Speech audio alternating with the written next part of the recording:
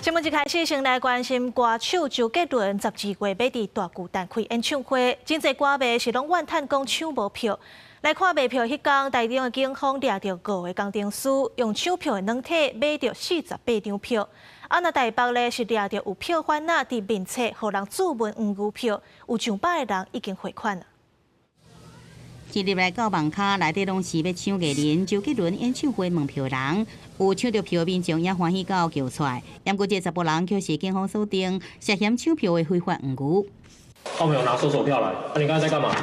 调查发现，4楼的10个人，这5个人拢是电脑工程师。23开卖了后，利用抢票的软体，抢买到48张周杰伦演唱会序号，结果以一张加2500到15000块的价销转卖出去，而且也毋是头一摆利用停息来抢买这个演唱会门票，加上会选这个高评款的所在来抢票，不法赚的钱已经有33万块，5人互移送台中检方侦办。是利用自己撰写的程式或是网络上的程式来改写，那这程式可以自动填写表单，然后并自动点击。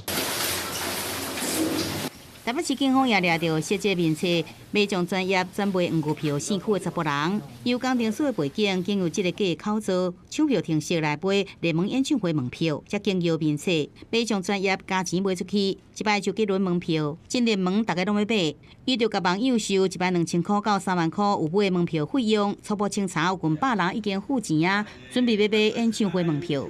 邱姓犯嫌涉嫌利用大量的虚伪资讯以及不正当的程式取得演唱会的票券的这个相关取票的序号，在脸书社团成立了粉丝专页，高价哄抬贩售相关的票券。警方查扣演唱会门票57张，包含有买票券36张、现金礼券6张这物件。询问了后，依照伪造文书、违反文化创意产业发展法等，甲伊送法办。台北市对23开始到2楼中昼12点为止，已经查到